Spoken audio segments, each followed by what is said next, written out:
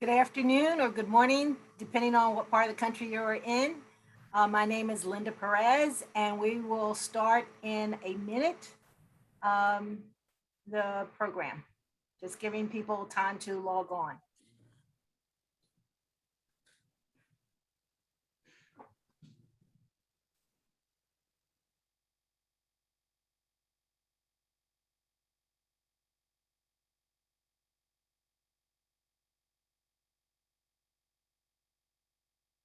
Okay, let's get started.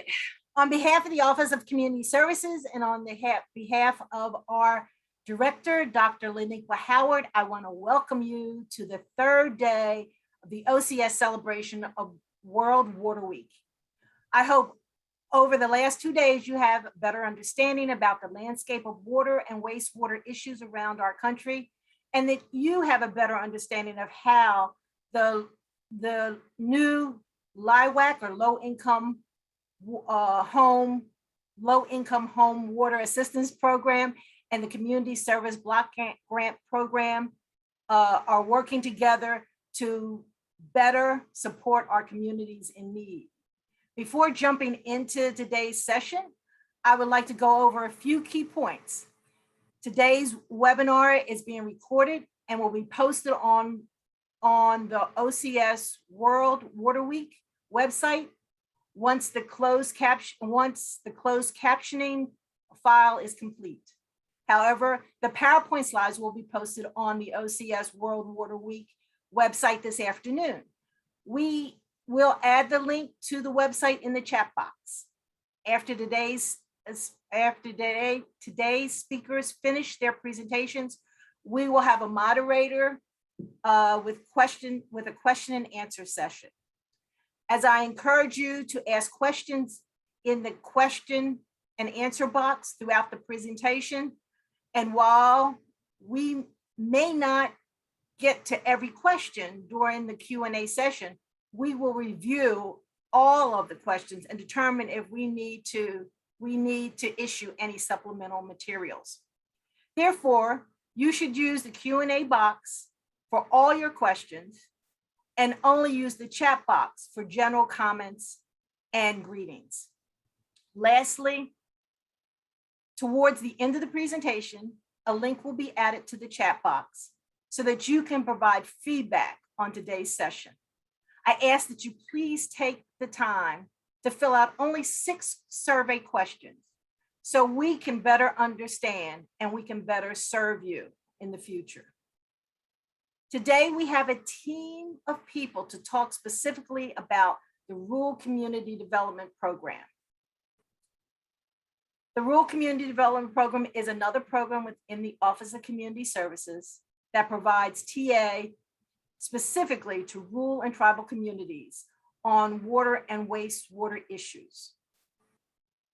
The Community Development Program, the Rural Community Development Program is the only federal program that provides grants that builds community capacity to support water and wastewater systems in the nation's unincorporated areas and lowest income communities, including tribal and persistent poverty areas. Each of our guests will introduce themselves and tell their stories and their roles in their organizations. You'll hear from the Rural Community Assistance Partnership, Sarah Buck and Ted Stinger, to set the stage about the issues of water and wastewater in rural and tribal communities. Then you'll hear from 2 grantees of the Rural Community Development Program, Community Unlimited, Tommy Ricks, and Maria Dagger and Brian Benton from the Intertribal Council of Arizona.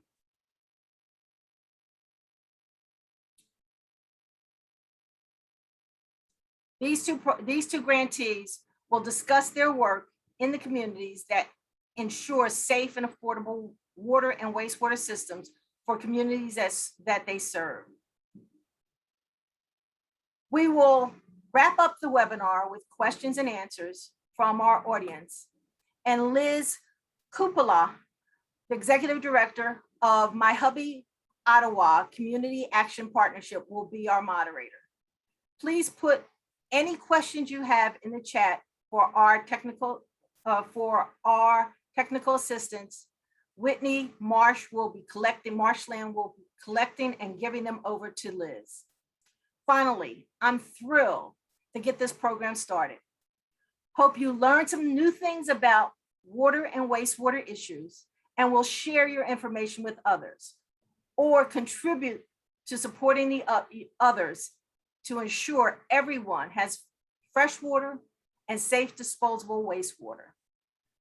I also ask the speakers to pass the baton over to the next speaker when they finish. So to begin the session,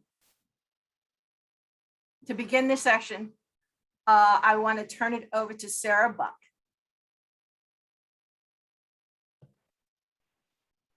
Great, thanks so much, Linda. My name is Sarah Buck. I'm the Senior Director of Programs at the Rural Community Assistance Partnership, or RCAP. I'll be joined in a few minutes by my colleague, Ted Steiger, who's our Senior Director of Government Relations and Policy. Next slide, please. So for those of you that are not familiar with RCAP, I just wanted to give you just a little bit of information about our organization. So you can see here from the map that RCAP is a national network of 7 different nonprofits that work together to provide training, technical assistance, and capacity building to small, rural, and tribal communities all across the United States, including the US territories. Our goal is to improve rural quality of life through improving access to safe drinking water, sanitary waste disposal, and community and economic development opportunities. We have over 300 boots on the ground field staff working in all 50 states and the territories and on tribal lands, implementing this work every day. Our work is supported by the Environmental Protection Agency, the US Department of Agriculture, Health and Human Services, and the Economic Development Administration, as well as others, state and philanthropic partners. We're known for our intensive hands-on technical assistance and interactive participant-based training, where we really believe in teaching communities and small systems how to fish rather than providing them the fish to help them become more sustainable in the long term. And we really try and take a holistic, needs-based approach where we tackle technical, managerial, and financial challenges where possible. Next slide, please. So some of you today may be more familiar or less familiar with small systems, both water and wastewater here in the US. So wanted to start with a quick primer just to set the stage about which types of systems and communities we're talking about. So what exactly are small water systems? We have approximately 150,000 public water systems in the US. About 50,000 of those are community water systems, and 97% of those 150,000 are small systems. And we define small systems as those that serve 10,000 or fewer people. And what are small wastewater systems? Publicly owned treatment works, or POTWs. There are approximately 16,000 of those throughout the US. 75% of those are considered small systems that serve 10,000 people or fewer and treat less than 1 million gallons a day of sewage on average. As far as challenges go, small and large utilities alike are really facing increasing challenges across the country with aging and crumbling infrastructure, an aging workforce, more stringent regulations, more frequent natural disasters, and most recently, the impacts related to the COVID-19 pandemic. These challenges are especially hard to overcome for small systems that serve those populations of 10,000 or less. Many of them are volunteer run, and a lot of them have limited resources and capacity. And most of these systems also serve rural and often low-income populations. Small systems everywhere face additional challenges compared to those larger utility counterparts, a lot of the time because of scale. A town of 500 or 20,000 may have similar infrastructure and needs, but it will cost the smaller system much more per ratepayer to maintain and make upgrades to that system. This really drives a number of ongoing challenges around affordability for both the utility itself as well as its customers. Next slide, please.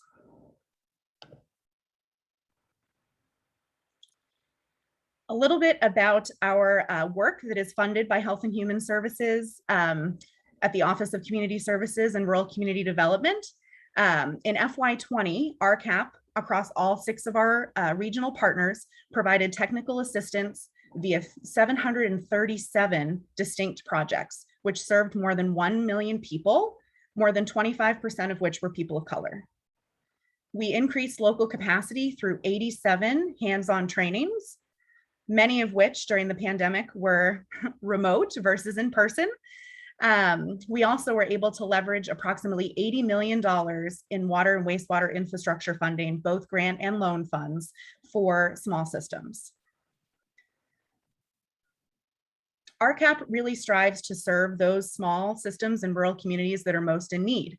The average size of the community served in FY20 is 1,471 people. So even though small systems are considered 10,000 or less, we're really serving those that are the smallest. The average median household income of the community served with this funding was just over $36,000, which is only a little over half the national average median household income. So we're also serving some of the lowest income communities across the country. One thing that is distinct about our Health and Human Services OCS RCD funding is that unlike our other USDA and EPA grants, HHS awards their funds directly to our 6 regional partners. Next slide, please. Just wanted to share a quick map, really kind of showing both the breadth and depth of the work that RCAP is doing with these funds. I apologize, it's a little small, but wanted to fit the whole country in there. But you can see that we're in every state using these funds and doing a plethora of different work around drinking water, wastewater, serving utilities that have both stormwater, some solid waste, decentralized systems with a goal, an end goal of economic development and rural prosperity. Next slide, please. So one question we often get, I mentioned that we also receive funding from the Environmental Protection Agency and the Department of Agriculture. There are other national technical assistance providers out there that receive some of those funds too. People are always wondering why does HHS have this small program that serves water and wastewater systems in some of the smallest low-income communities. So I wanted to talk a little bit about what's special about this program and how this really fills some of the funding gaps that are out there. So with these funds, I would share that they really help to focus on the needed services of the smallest and lowest income communities, almost all of which are under 2,500 in population and with an MHI of less than 80% of the state non-metropolitan average.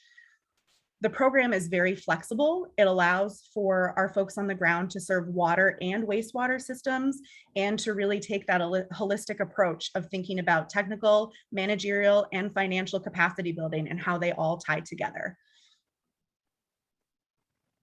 It's also unique in the stated tie to community economic development, since water and wastewater are the basis for that. This funding also provides services to communities to help leverage some unique infrastructure funding sources, including the Community Development Block Grants, or CDBG, which is administered by HUD. We provide services such as income surveys and supporting communities and helping to fill out those applications, and then also helping them to meet conditions and utilize those funds appropriately once they're awarded. CDBG is one of the only federal water and wastewater or infrastructure sources that can be used for water and wastewater that can provide up to 100% grant funding, which is vital for some of those smallest and lowest income communities. One of the big pieces of work that we do under this funding is help to develop new systems and to provide water and wastewater services to those communities that are currently unserved or underserved. That might include pre-development, development, exploring options and feasibility, and really helping communities to find the best solution for them. And the last thing I would mention is our focus on regional collaboration between utilities and extending some of those utilities to first-time users so that we can build economies of scale and make our systems in rural areas more sustainable. Next slide, please. Just wanted to share a little bit about the outcomes that we work to achieve through this funding, thanks to Health and Human Services. So with our technical assistance projects, these are the most common outcomes. This is pretty frequent year after year, but these numbers are specific to fiscal year 20. So the biggest one is increasing managerial capacity, but that is joined closely behind by financial sustainability, as well as improving public and environmental health, helping systems with compliance with state and federal regulations, and also, as I mentioned before, improving coordination among communities so that they can help one another as well. And with that, I'm going to end my presentation and turn things over to one of our 6 regional partners, Communities Unlimited, who is doing this great work on the ground every day. Thanks, Tommy. Thank you, Sarah. Good afternoon, everyone. I'm Tommy Ricks. I am with Communities Unlimited, where I serve as the Director of Environmental Services. Communities Unlimited, or CU, is a private, nonprofit regional organization that serves 7 rural states, 7 southern states in the southern part of the U.S. CU connects people to solutions. Based on what the problem is, the solutions look different, but in every interaction, our belief in people that we partner with allows them to see new possibilities and restores their hope in a brighter future. CU ignites hope in the people that we partner with and the places that we work. We believe in our partners and work alongside them to strengthen the foundation of all communities that we work in. It's my understanding that tomorrow, one of our partners that we've worked with in the past in Lowndes County, Alabama, Catherine Flowers, will be also presenting tomorrow. CU has been assisting rural communities to plan, develop, construct, and operate community water and wastewater utilities since 1976. CU is a current OCS Rural Community Development Grantee organization. The water and wastewater needs of rural low-income communities within our 7-state service area of Alabama, Arkansas, Louisiana, Mississippi, Oklahoma, Tennessee, and Texas are significant.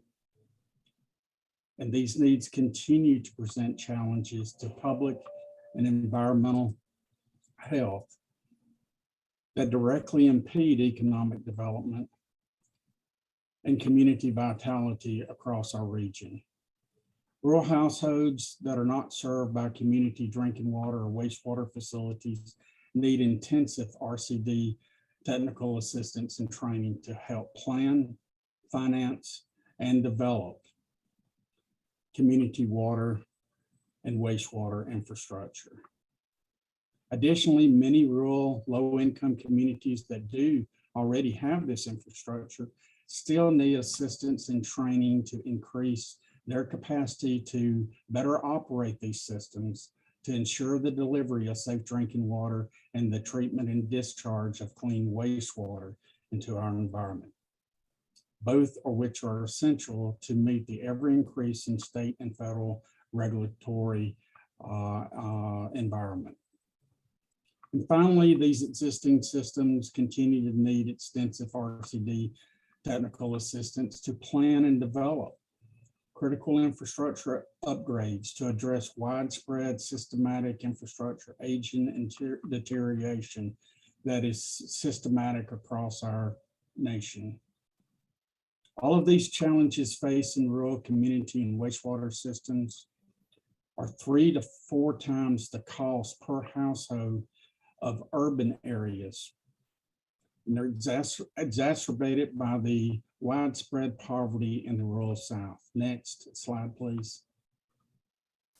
The following slides are photographs of some of the areas that we've worked in communities across our region in connecting wastewater to previously unserved households that had either failing septic systems, or you can see in the bottom right photo on this slide, just straight discharges to cesspools in their backyards. Next slide, please. I'm sorry for the not so appetizing photographs, but this is the reality that a lot of rural households wake up to, see, and smell, and children play in and around every day. and it definitely impacts public and environmental health. Next slide, please.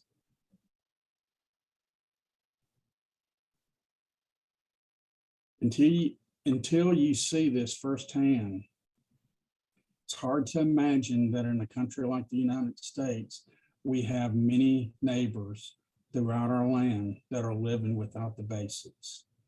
Next slide, please.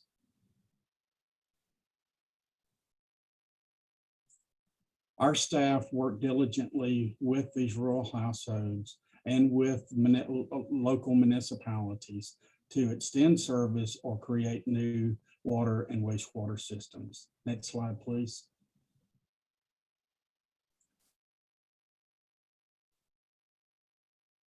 Of the 402 designated USDA designated persistent poverty counties in the United States, our 7-state footprint that Communities Unlimited serves includes 184 of these persistent poverty or PPC counties. That's 46% of all of the persistent poverty counties in the nation. More than 20% of our population that we serve has lived in poverty for 30 years or more.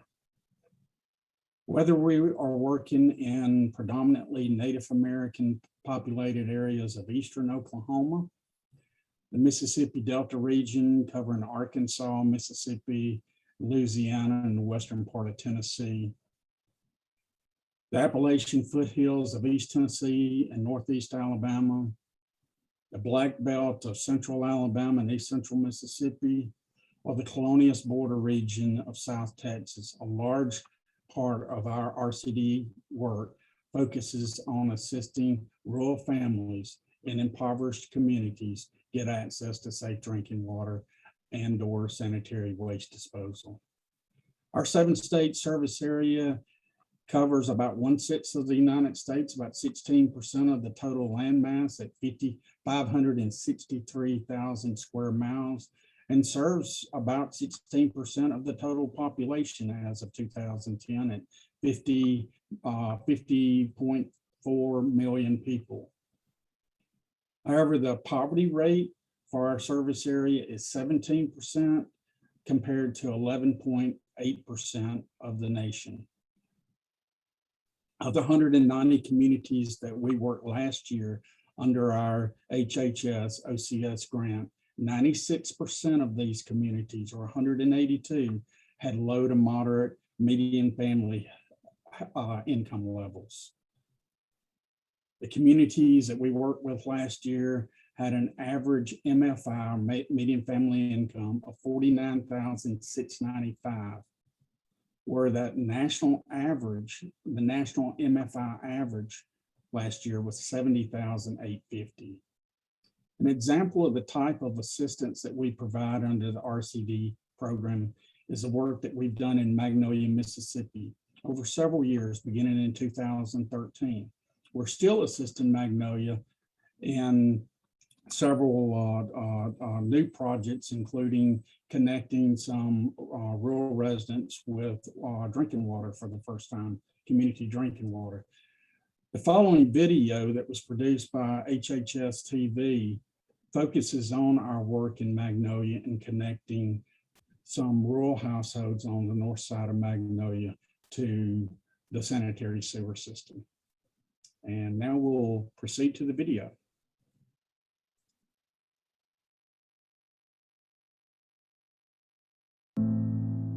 Almost every house on North Street was dealing with a sewage system that was not operable and left sewage in the front yard, the backyard.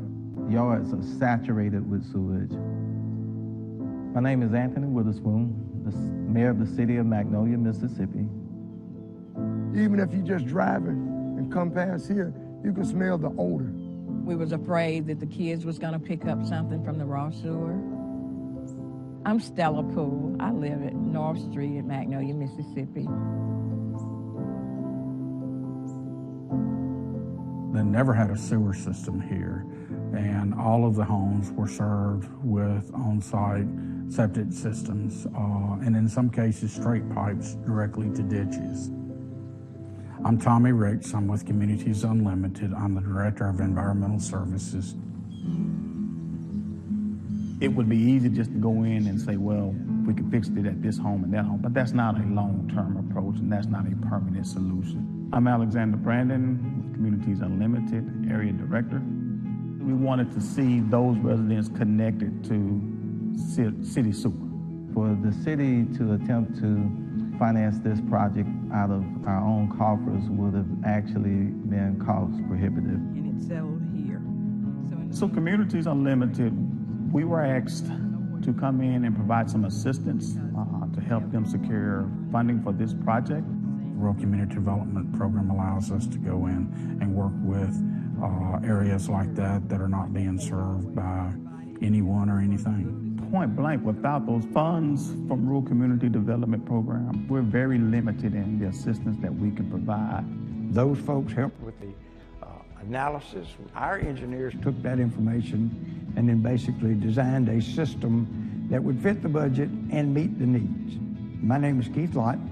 I'm a client manager for the Macomb office of Neil Schaefer.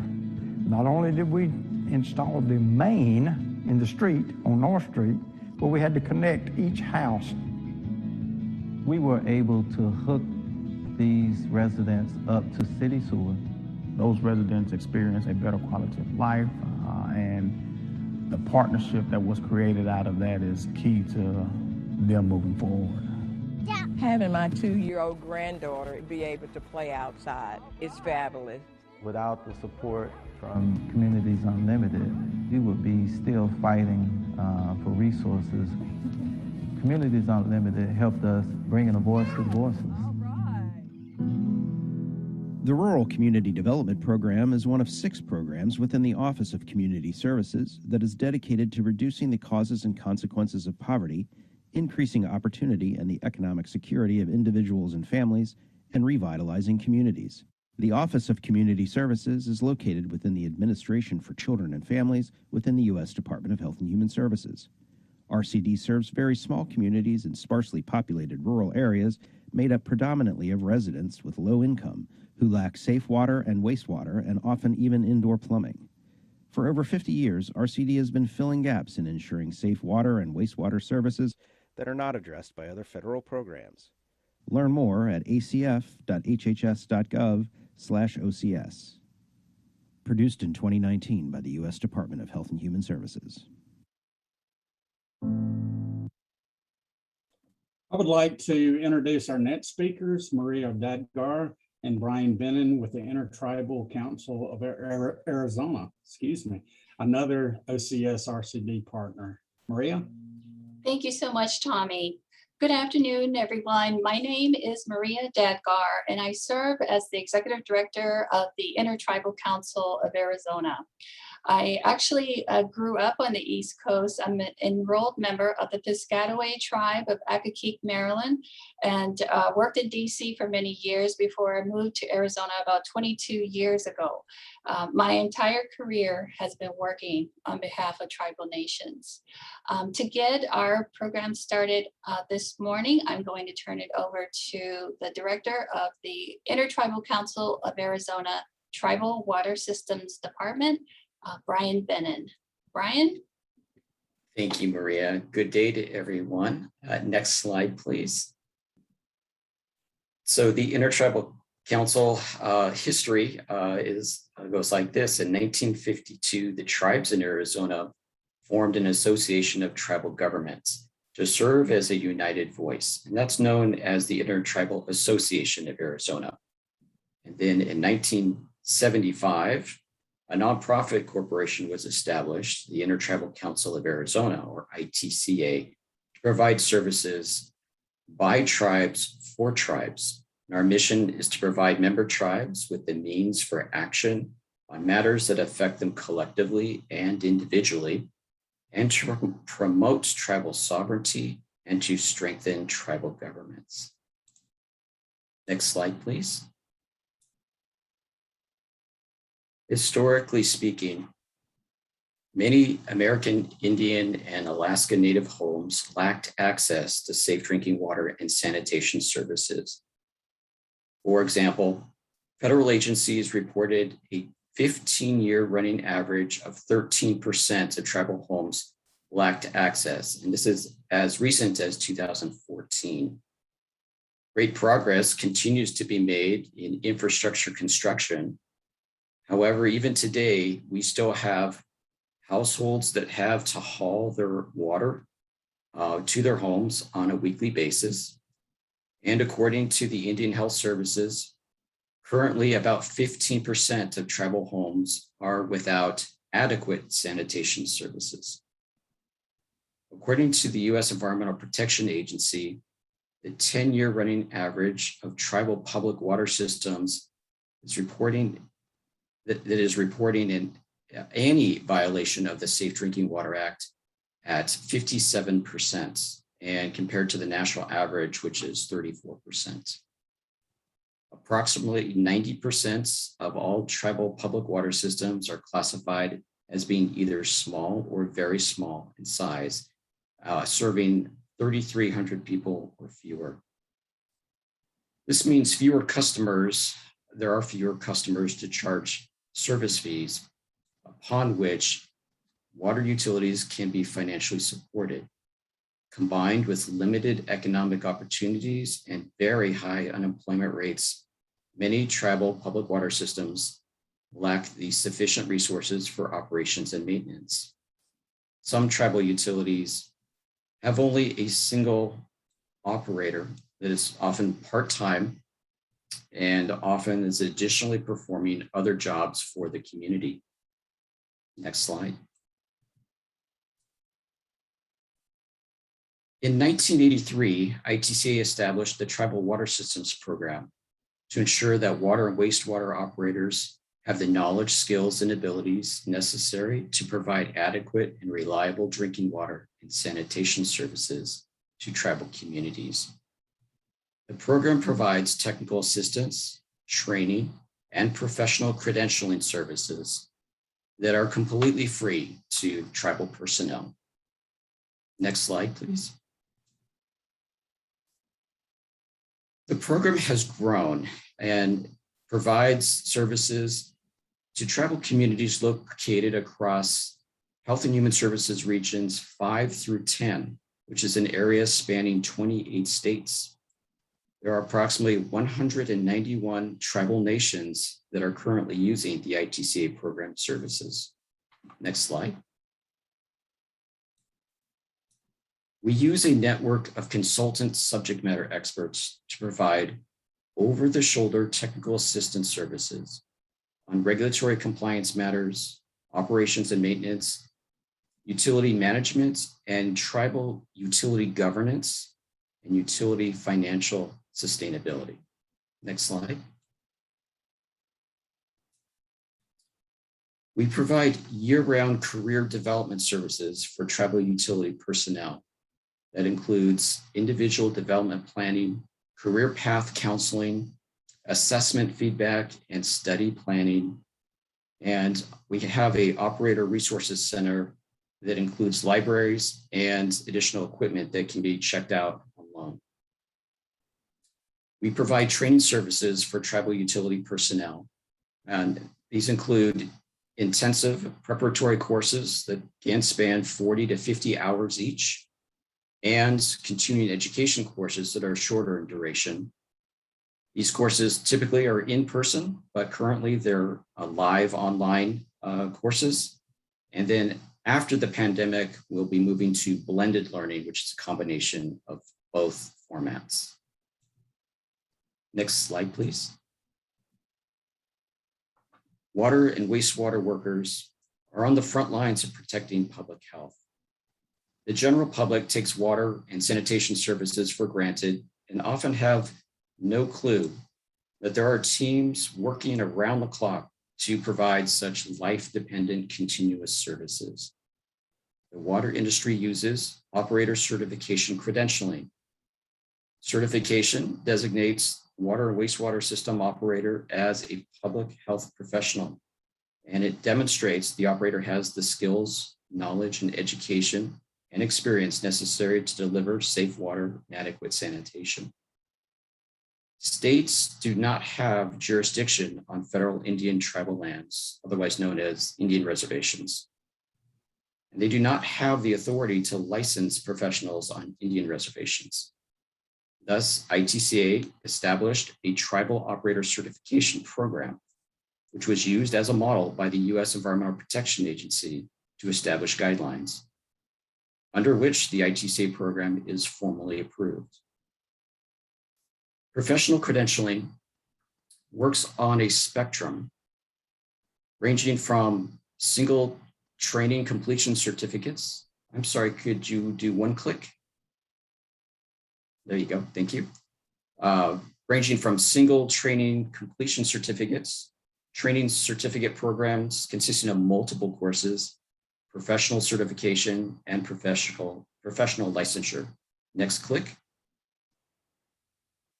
The ITCA program assists tribal utility personnel advancing and developing their careers through the credentialing spectrum. This process spans multiple years for both individuals and for utilities as a whole. Just some basic numbers, over 41 courses each year on average, 570 applications for certification processed, over 400 examinations proctored, and over 150 certifications are earned and awarded. Those are annual averages. The RCD funding program provides the critical funding stability. No other federal funding program provides the 5-year funding framework that is absolutely crucial for sustained multi-year programs that build operator careers and utility programs in Indian country.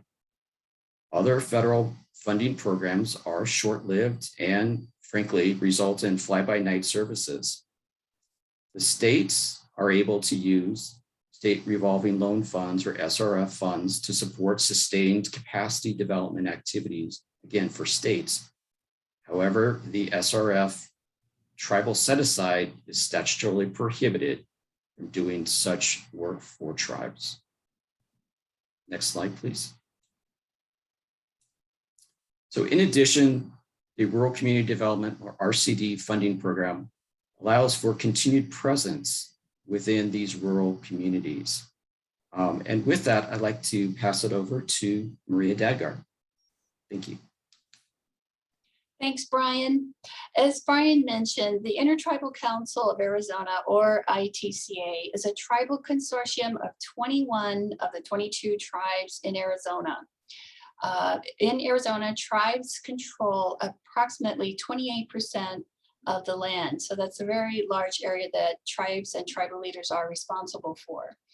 ITCA's work is focused on promoting health and environmental quality for our tribes in Arizona and beyond. It is through ITCA's Tribal Water Systems program that we offer tribal water and wastewater operator training and certification and tribal technical assistance. As Brian mentioned, there are many long-standing and challenging conditions that exist on tribal lands due to many reasons, but especially because tribes are located in very rural and low-income areas. Tribal utilities have the overarching responsibility to provide for immediate drinking water for the reservation community, and they must also plan for future needs as well.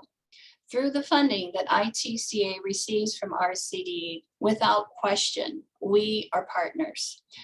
We work together to support each tribe in protecting their way of life and ensuring that there will be safe water available today and for generations to come. You know, growing up, I was taught by my elders that any place where there is a body of water, this is a sacred place. The Colorado River Indian Tribes Reservation literally has the Colorado River running right through the center of the reservation. I'm about to show you a video in just a minute, but I wanted to tell you how we came to work with the Colorado River Tribes, also known as CRIT, on this project. Because at the time, just before this project came about, the tribe experienced a water emergency where they had a line break. And it was, emergency, and what they were able to do was rely on their training and the technical assistance that they received through ITCA under our Tribal Water Systems Department to work their way through that emergency. And they were able to resolve the situation and bring everything back to normal operations within a short period of time. With kind of introducing the video that way, we will now show our video. It takes place at the Colorado River Indian Tribes Reservation. And just keep in mind, when we're at a body of water, we are at a sacred place. And so I join you in visiting this sacred place this morning. Thank you. And now show the video. Aquenya veni, aquenya veni, aquenya veni, aquenya vem. Our elders have told us to take care of the land and the water because it's life. Aquenya veni, aquenya veni, aquenya vem. Colorado River Indian Tribes is very unique in that it has 4 tribes: the Mojave, the Chemehuevi, the Hopis, and the Navajos. We have about 300,000 acres on the California side and the Arizona side. The Colorado River splits the reservation. It runs through our reservation, and it also runs through each tribal member. My name is Amelia Flores. I am a councilwoman for the Colorado River Indian Tribes in Parker, Arizona. My name is Dennis Patch. I'm chairman of the Colorado River Indian Tribes. The Crit Nation operates several different drinking water systems. These are primarily well-based groundwater systems. The regional wastewater system is a joint venture between the Crit Nation and the town of Parker. I'm Brian Bennon. I'm the director of the Tribal Water Department at the Intertribal Council of Arizona. I feel a great sense of pride to see tribal members come up and learn the system, learn how to treat water and how to become an operator. My name is Curtis Martin II. I'm the enterprise manager for Big River Developments for the Colorado River Indian Tribes.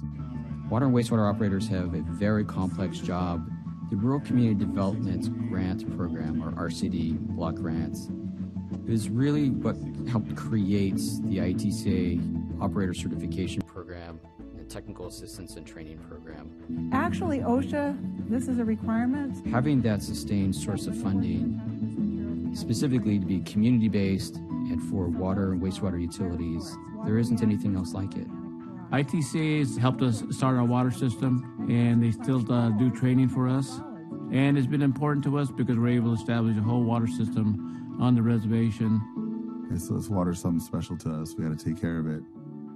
I can tell you for certain that without the RCD grant funds, there would not be a tribal training and certification program that is uniquely meeting the tribe's needs for the sustained career development. We're training our people, our future generations, so that they then can carry on this stewardship for the tribes, for the people, and for the land. ITCA opens that door for the tribal members to come back and have that knowledge to how to run their system. I think that always brings pride that you can handle it yourself. It lies in our sovereignty, that we can take care of ourselves, we can take care of our people. That is the importance of our tribal members running our water department. We're moving forward. We're not idly sitting by, we're actually taking control of what's rightfully ours. The water that comes from that earth to feed our crops, to feed the air, and to feed us. Water is our lifeblood. The Rural Community Development Program is one of 6 programs within the Office of Community Services.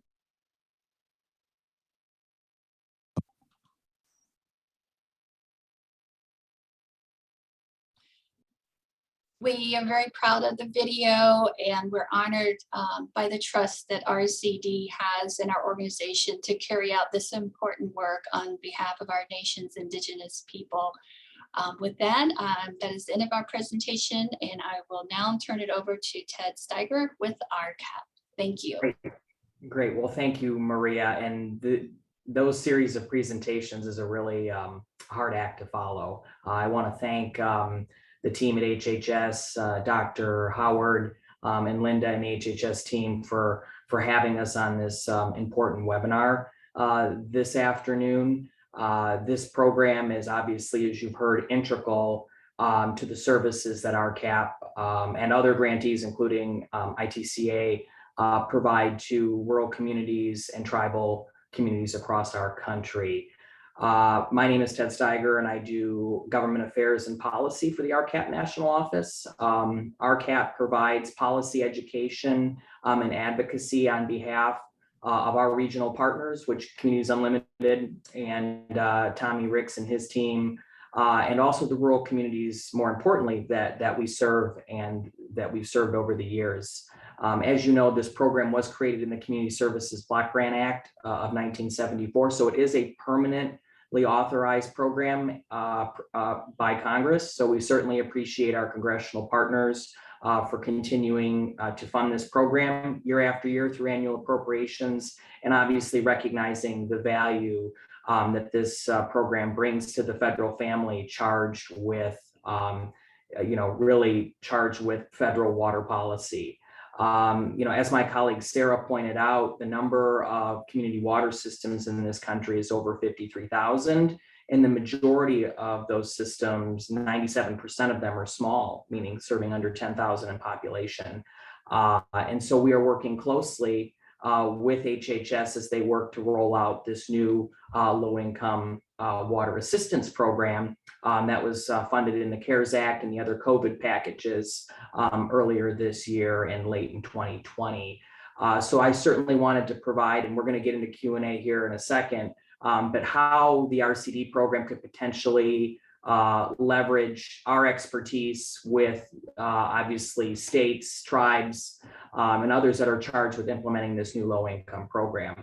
Our goal, like everyone else on this call, is to make sure that low-income homeowners in rural areas do not get left out of this program. That is our goal first and foremost. So how can RCAP help other community service block grant and OCS grantees? Sarah and Tommy provided a great overview of some of those services right now, but we have connections and trusts with rural communities in all 50 states plus territories. RCAP and our partners have been around since the early 1970s. We've evolved over the years, but we have been on the ground in rural and small communities for a long, long time. Clearly, we have expertise in the technical, managerial, and financial issues of small water systems. We have deep experience, obviously, with federal programs, complying with the Safe Drinking Water Act and the Clean Water Act, working with federal agencies on reporting, helping communities to comply, to apply for federal grant and loan dollars. Brian had highlighted some of the uniqueness of the RCD program and some of the challenges that small rural and tribal communities have with accessing the state SRF programs. USDA programs also require loans, but also have a critical grant component. Sarah mentioned the HUD CDBG program. So it really takes a portfolio of federal programs to finance drinking water and wastewater infrastructure. And that also includes funding technical assistance and training as well. So hence why there is a number of federal programs out there that allow RCAP and other providers to serve all 50 states and US territories. And obviously our regional partners, you heard from Tommy Ricks and Communities Unlimited, they are a long time OCS and RCD grantees. So those are just a few of the points that we think we could certainly leverage this program with the LIHWAP program. And we want to be a resource to states and sub-grantees who are going to be helping to run this program. So we certainly stand ready to be a resource for you all, and really, really excited for the Q&A and happy to take questions. And with that, I want to pass things over to our moderator, Liz. Thanks, Ted. Liz Kwapla, Indigenous Cause, Iron Range, Indunjaba, Erhard Inda, Gaween Indigosi, Gaween Indo-MC. So my name's Liz Kuopala. Introduce myself in Ojibwe. I'm not Ojibwe myself, but recognize that I'm on tribal lands and work in an area of Minnesota that has significant Ojibwe population. I just want to thank all of the speakers and HHS for putting this on. Minnesota is the land of 10,000 lakes, and water is so critical to what we do. So to celebrate World Water Week here is incredible. So even though we're the land of 10,000 lakes, we're in deep drought right now and have been all summer, and it's a really critical issue. And then at the same time, I live and work right in tribal areas. White Earth Nation is in our service area. Leech Lake Reservation touches our service area. Red Lake is right nearby. And today at the state capitol in St. Paul, the water protectors are advocating for water and against the Line 3 pipeline that Enbridge is putting in from the tar sands through Canada and comes right through treaty lands. And, you know, with just deep concern from the activists that, you know, what a leak will do to water and safety of drinking water. And so just to be here is just really powerful for me today. And then in my previous life, I currently work for a community action program, but I've also served on the city council of a small town. And during my tenure there, we had to update our water treatment plant and our wastewater treatment plant. And so I'm aware of just how those projects are so big and take so many people coming together. And so I just really excited for the panel and just to be reminded of, you know, the resources that are out there. And with that, I want to jump into some questions. So let me see. Let me start with, let's go to Brian. And Brian, I was really interested about all of the work you're doing around economic, you know, around the training and technical assistance or the developing folks. And I was wondering, what's the turnover rate among tribal water and wastewater operators? Talk about that. Sure. Thank you. So on tribal lands, I guess we should say that, you know, our operators tend to do, you know, there's a very important work. It's a lifelong career. And, you know, being a lifelong career, we have seen many times, it's a generational thing where the family members go into this line of work and they retire and then, you know, their daughters or sons pick this up. And so it's really seeing the next generation come along in succession, all have the ultimate goal, you know, of wanting to do the very best to provide safe water and sanitation to their communities. That said, there is, you know, we do see fewer people moving into this line of work. And so it's a constant effort, not only by ITCA, by others in this industry to help educate people about the importance of these really critical water utility careers as a very important, viable, sustainable career path for the next generation. Thank you. Tommy, I'm really struck by the pictures, the images you showed, and just the critical work you're doing. I'm curious, what are common barriers that you face as you're extending water or wastewater services to rural households?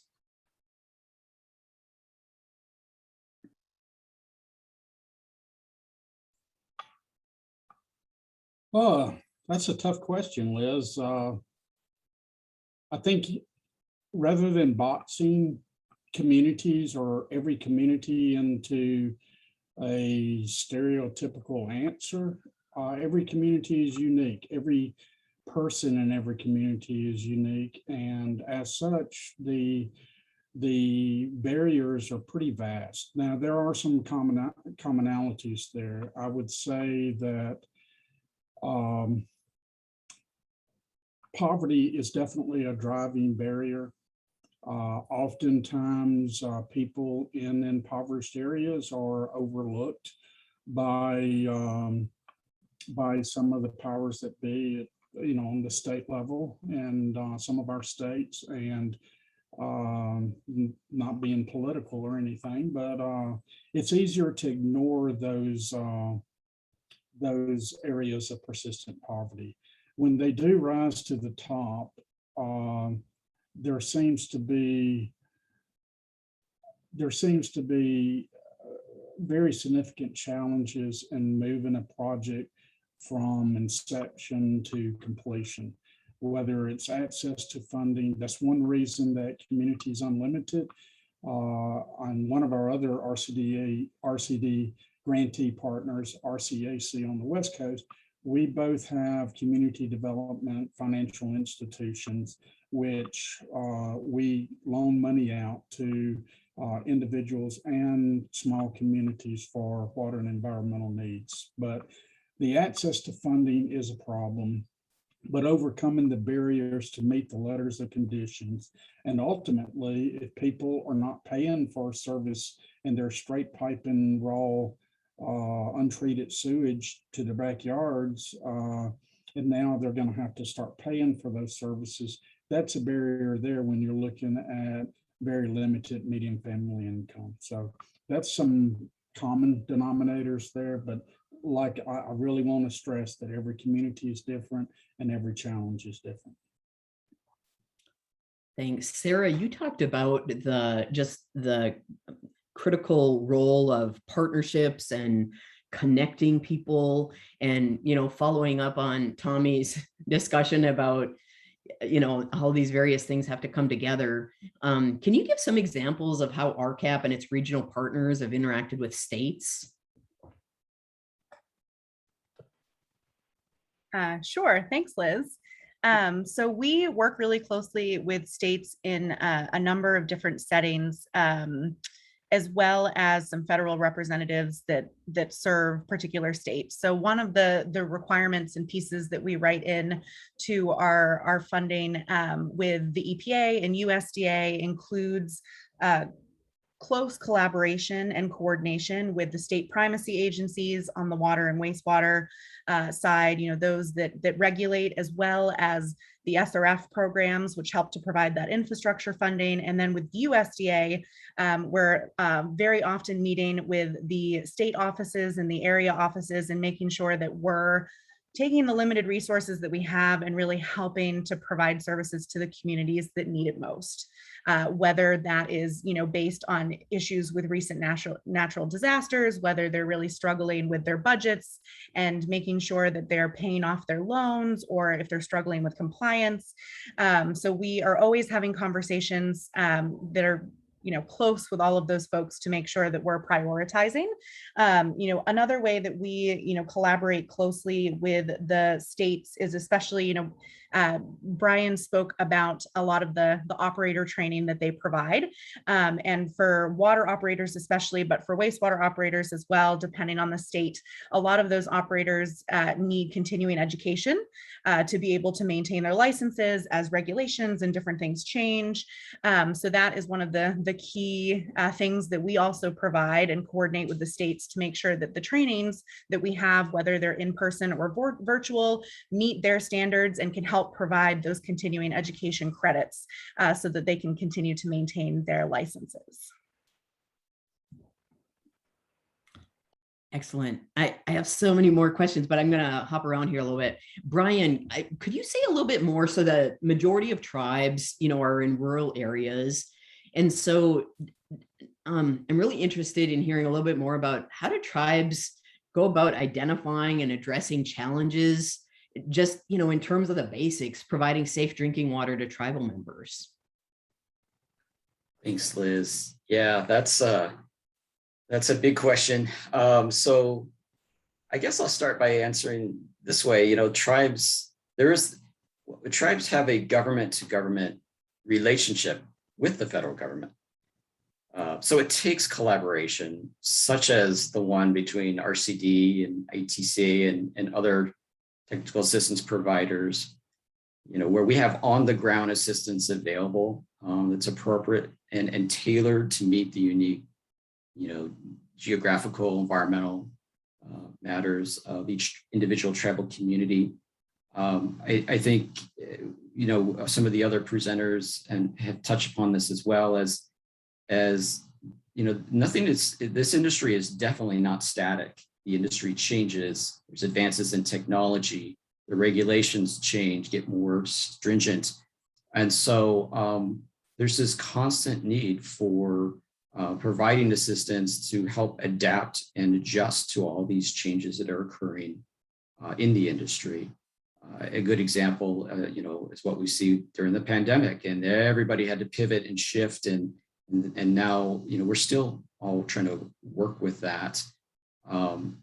So it's kind of an organic process, but there is some formality to it too, with the government to government relationships that exist. Back to you, Liz. Thanks. And I feel like, man, I could just follow up on that, but we'll get to some other questions here. Let me see. Let's go back to Communities Unlimited. And so how do you figure out, like, what's more important, wastewater disposal or drinking water challenges? When you're working in some of the areas with the highest rates of persistent poverty in the country, where do you even start?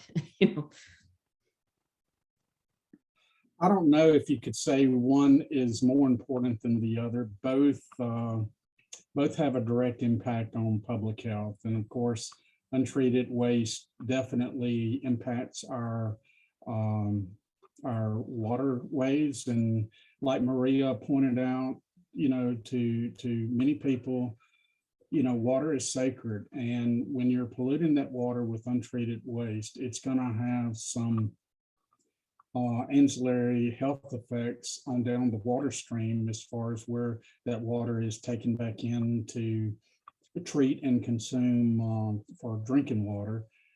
I wouldn't say that one is more important than the other, but just on, and I think Sarah Buck shared a slide earlier on the number of water systems, community water systems in the nation, and the number of wastewater systems or publicly owned treatment works. And if you notice, then there was a significant difference, hundreds of thousands of, I believe it was, Sarah, maybe you can chime in and give us those numbers again. What was the number on community water systems? It's a little over 50,000 community water systems. And if you look at the non-community, it's over 150,000. And we're at about 16,000-ish for publicly owned treatment works. And I think you can look at that, Liz, those big differences in the numbers there. 1/3 of the number of POTWs as opposed to community water systems, not even counting the non-community water systems that are out there. And see that a large portion of our country is not served with wastewater. When you look at the fact that most wastewater systems are gravity systems, and the topography, like looking at the hills behind you, I don't know if those are waterways or hills there, but I'm thinking of hills and the fact that it's very difficult to move wastewater over hills and mountains. And as such, a lot of the rural areas, there is just no practical way or very limited affordability to construct a centralized POTW. On the other hand, we work with some of these communities, or a lot of these communities, on decentralized options like cluster systems and grinder systems, vacuum pumps, and so forth. So I hope that answers your question. I sounded like a politician kind of dancing around it, but there's one is not more important than the other. I think they go hand in hand to protect public health and our environment.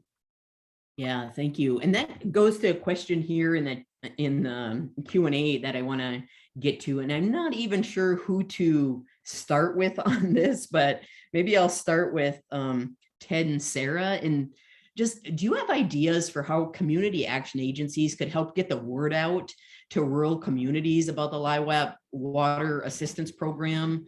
How do we get the word out? And I'm following this up after Tommy's comments too, because yeah, there's just so much need. Where do we start, and what insights do you have for us? Yeah, I mean, I think a good first step, I guess, a shameless plug would be to, reach out to your state RCAP regional affiliate, but also too, I mean, we have connections with obviously locally elected officials, right? We can't do this alone.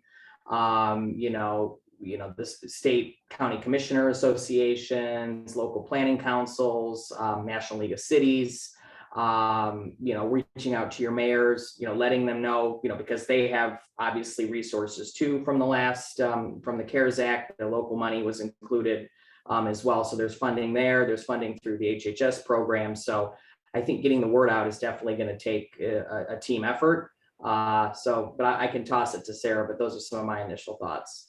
And I would also add, in addition to looking to some of the technical assistance providers and some of these great NGOs, I also think doing some state agency to state agency collaboration, the water primacy agency that regulates all the drinking water systems in the state will have contact information for all of those drinking water systems, and would likely be able to help do some of that outreach, because even though they might not be implementing the program, they really want to see water systems and the customers that are low income that are being served by them participate in these programs and benefit from them. Yeah, and I would just say too, USDA Rural Development, their state offices, I know Sarah, and I think Tommy brought it up. I mean, they have a number of small system water borrowers and grantees as well on that side, and a few programs too that do decentralized work as well. And so follow up for both of you, if for folks listening in today, what's the best way, where to start? If this is all kind of new, but it's there's so much work to do, do we start with your website, and then how can we get in touch with other OCS RCD grantees and go about requesting training and technical assistance, guidance on that? I can start with that quickly. So certainly check out our website. We had a slide earlier, and I think the recording and the slides will be hopefully made available to everyone, but it lists all 6 of our regional partners and their websites and contact information so that you can reach out to them. Or certainly if you're not sure who to go to, you can reach out to us at the national office, Ted or myself, or anyone else. We have an info@rcap.org, and we would be able to connect you to the technical assistance providers for that region or the state that you are living in and need help with. Yeah, and I'll just echo too, if we can be helpful to the Community Action Network. One of our regional partners, the Great Lakes, is a community action agency, so we're proud to have them in our network. But we're always happy to do some outreach, what this program does and what the services RCAP provides to that Community Action Network as well. This might be another question for both of you as well, but so what do municipalities need to do, to just kind of get prepared for using services? Do you help, so many of our small municipalities just don't even have the staff capacity to do some of this work. So how do you help municipalities get their foot in the door? Well, I can start and then can certainly kick things over to Tommy so that he can talk a little bit about his experience on the ground in the South. We work with a number of different types of water and wastewater systems. Some of them are municipalities. Some states, a lot of the systems are municipal, and then in other states, they might be pseudo-municipal or they may not be municipal. There are lots of special districts out there, and so there's lots of different governance when it comes to water and wastewater. But one of the things that I see as a major challenge that happens when they are municipal is, water or wastewater or both of those services are just one of many things that municipalities have to deal with and to manage. So I think, we do a lot of basic education for town councils and staff on, what are the things that you really need to know about your water and wastewater system? What are the priorities that with your limited time you should be concentrating on? Working on making sure that the funding for the water and wastewater is separate from other municipal funds is really important, and really recommend that water and wastewater accounts are kept separately, period. That's one of the requirements of USDA, for example, if they're going to fund a community. But definitely, I highly recommend reaching out for help, and letting folks know that you need help, contacting us, and we're happy to provide training and technical assistance.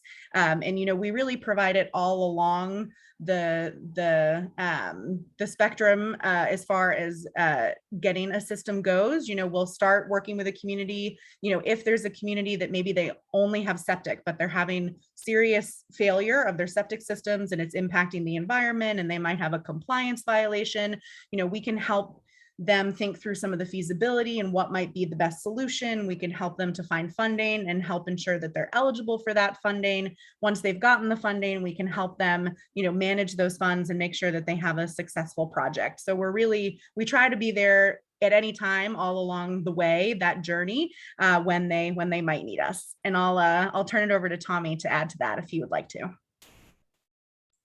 Sarah, I think you did a good job covering most of that.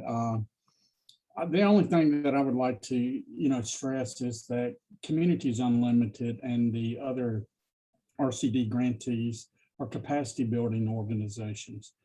Speaking for my own organization, I have staff on our environmental services staff spread out across 3 time zones, from the Mountain Time Zone to the Eastern Time Zone, about 1,800 1,800 linear miles between El Paso, Texas and Johnson City, Tennessee. There is no way that my 36 staff that are working in 7 states can work with every community on every problem. As such, what we do is, like Sarah said, we train.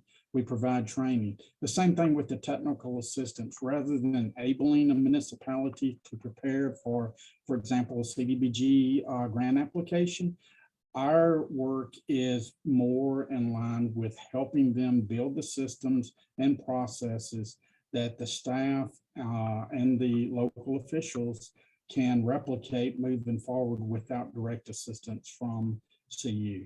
But I hope that answers the question as far as getting bookkeeping systems and billing systems in place, good financial accountability and audits in place so that they do qualify for various funding programs. Thank you. Brian, I wonder if you want to try this one. When looking at the presentations and, the issues with waterborne illnesses, how do you think about that? There's certainly a lot there in that question. It's interesting to for folks that actually live in the United States, especially during the time of the pandemic, when it doesn't necessarily make it to the headlines when there is a waterborne outbreak, but it does occur. It occurs all the time. Oftentimes, people have waterborne gastrointestinal, disturbances. It's not enough to get them over to the hospital or to see the physician. Other times, it may not get reported properly to make it into, the national database. There is a national database on this, the U.S. Waterborne Disease and Outbreak Surveillance System, WBDOSS.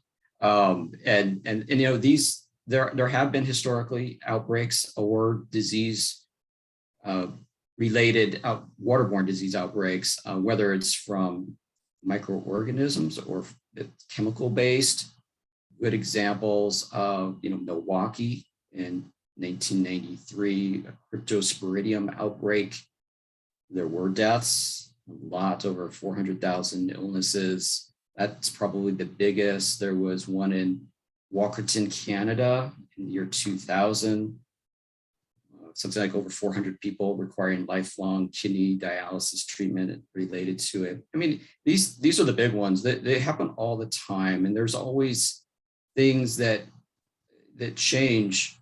Flint, Michigan, for example, that was more chemistry based, wasn't pathogenic organisms, but the role of the operator is just so, and in the water and wastewater utility, it's just so important. They are literally heroes, public health professionals, and most people don't realize that they're on the front lines protecting us from all of these things that can cause illness. And then we do get sick sometimes. We just don't know where it's coming from. That's an unorganized attempt at addressing the question. I don't know if others want to jump in and chime in.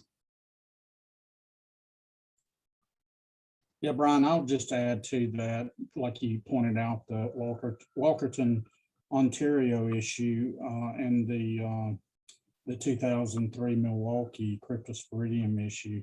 Of course, Walkerton related to some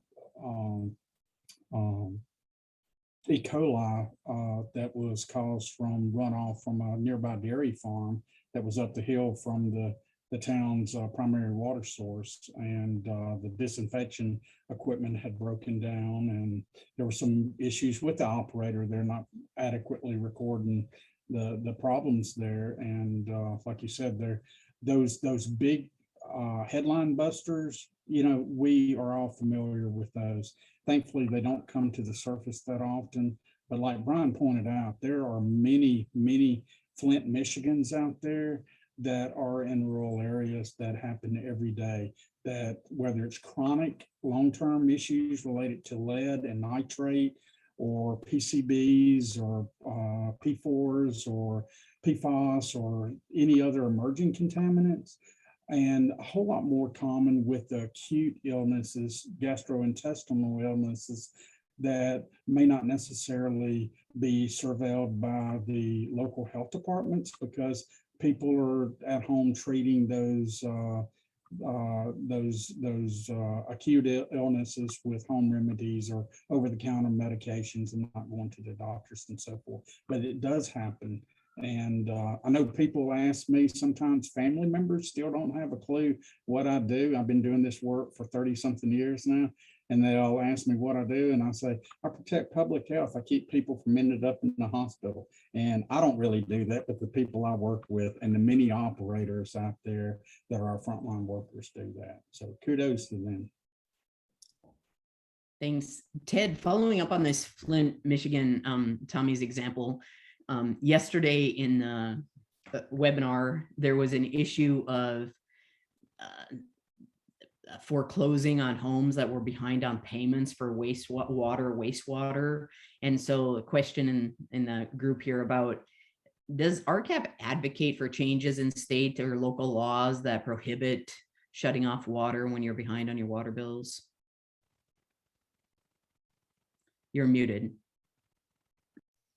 Thank you. I can't go through one day without having that, right? I think that's a great question, and one, RCAP really doesn't, take an official position on, but there were a lot of organizing going around nationally too on shut off moratoriums during the pandemic, right?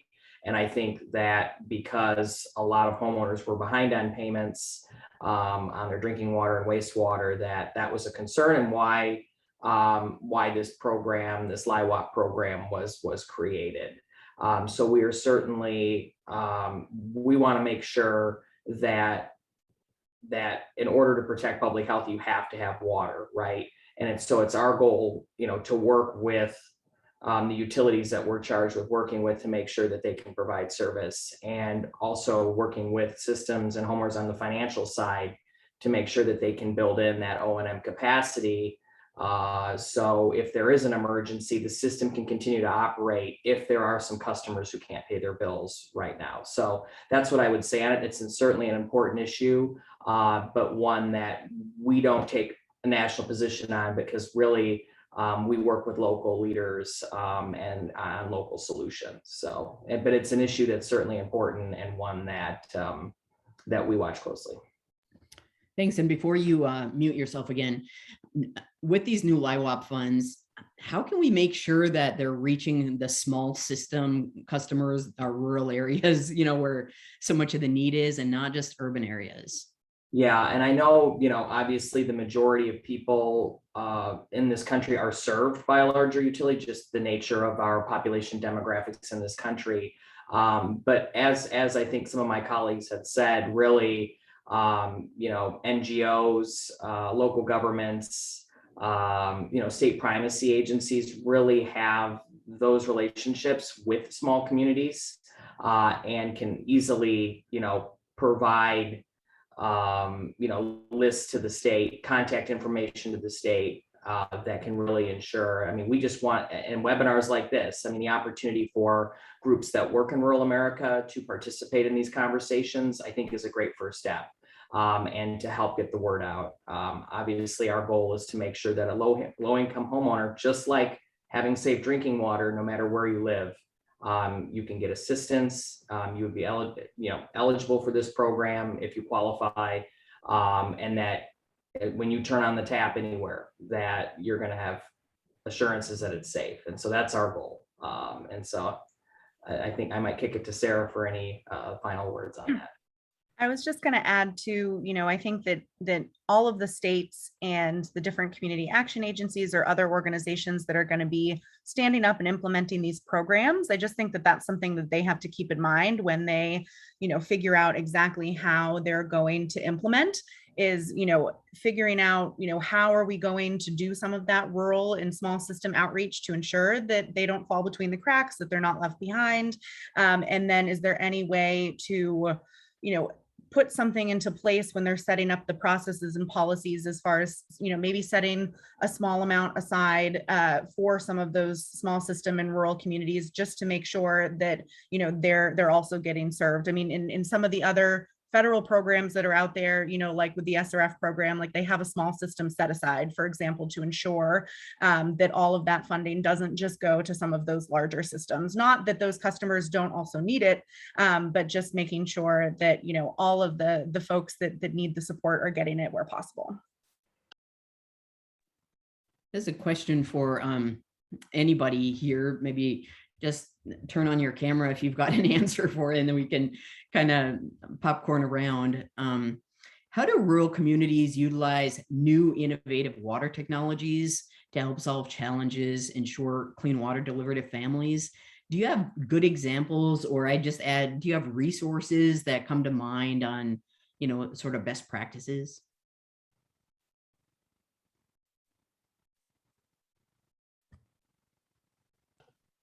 Sarah, take it away, Sarah. I'll take a first quick stab. I know that is definitely one of the challenges, just because there is sometimes limited funding or limited staff capacity to integrate some of those technologies. I know that there are some agencies and nonprofits out there that are thinking about this and trying to work through it, and really thinking about, we have this great software or great program. How can we maybe simplify it a little bit or tweak it so that it could be more user-friendly and affordable for some of those smaller systems? But I would say, one of the ways that we encourage that sometimes, we talked earlier about partnerships and how, through some of this funding, it allows us to, get water and wastewater systems to talk to their neighbors. And, sometimes that's really informal, sharing a backhoe if they need to. Sometimes it's, contract operations. Sometimes it's a full consolidation. But I think innovation and technology is one of those pieces where, if systems are talking to one another and they have a larger, economy of scale to be able to maybe pay for some of that software, or, share a GIS mapping staff person between a couple of systems because each of them can't pay for one on their own.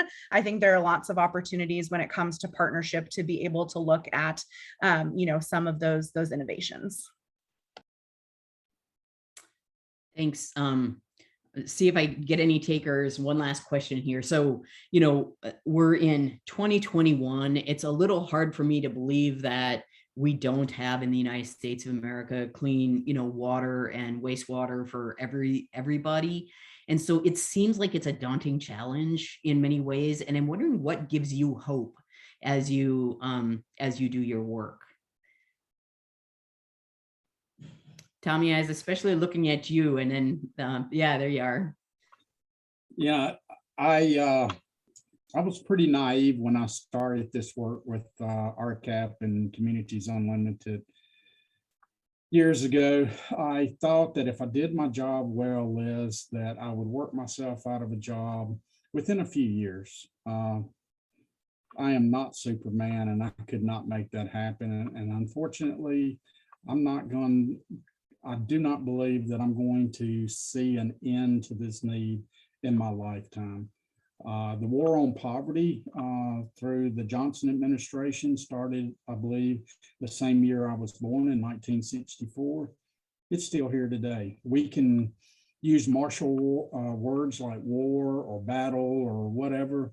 It's every day people live it. And it's not, I don't want to be pessimistic about it, but it takes the work of many partners on the ground. From community action agencies, local community action agencies, faith-based institutions, neighbors helping neighbors, to regional organizations like ITCA, the Eastern Tribes of the Southeast, and RCAP organizations that are all OCS RCD grantees to address this issue. But I don't have a crystal ball, and I believe that I will leave this earth before this problem is solved. And I'm not trying to be pessimistic, but that is the realist in me. Sorry. Thanks, Tommy. Sarah, last word on this point. I would say that I don't disagree with Tommy, but I think that we have seen a lot of progress. I mean, even the standing up of this first ever low income water assistance program is a big deal. It's been a dream in the making for a lot of people for a long time.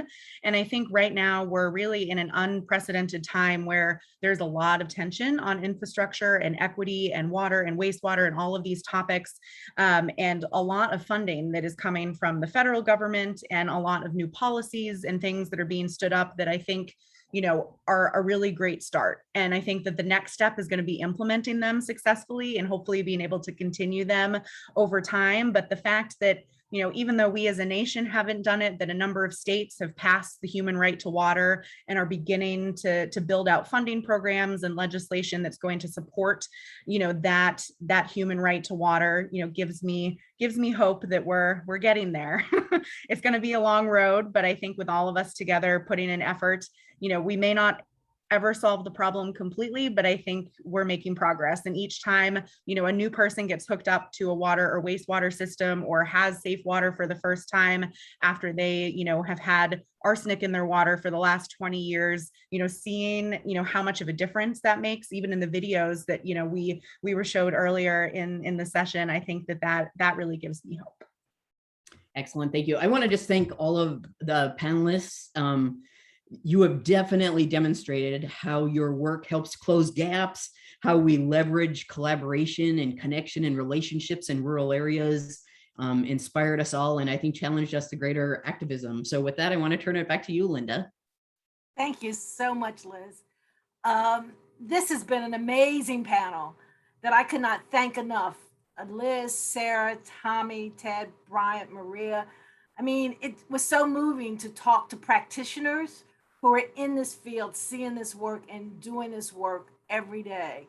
I want to give a round of virtual applause, and I hope everyone who's listening to this also gives this panel a round of applause that they would have gotten if we were in the same room together. So it was just moving for me to listen to it, even though I work with these individuals.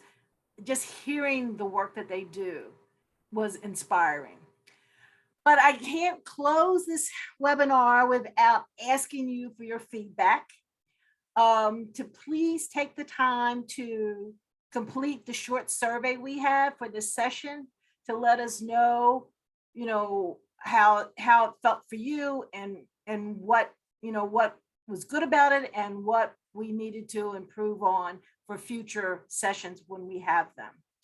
I also want to remind you that we have 2 more World Water Week celebrations at 2 o'clock on Thursday and on Friday. Tomorrow we're going to hear directly from another key advocate about the range of water and of wastewater issues related to quality and quality and quantity and equity, equity that impacts low-income communities. This session will highlight opportunities for improving water services and what will take to help secure quality water infrastructures in disadvantaged U.S. communities. Also on Friday, we will have a roundtable of other federal agencies to talk about, what's in the future, what we can do. Please dial in to both tomorrow's session and Friday's session. We hope you enjoyed this session, and we thank you very much for listening in, and we hope you can take this information back to your communities and partner with these groups that we have on the ground that HHS is supporting. For that, I would like to close the session, and hopefully we'll see you tomorrow at our next session.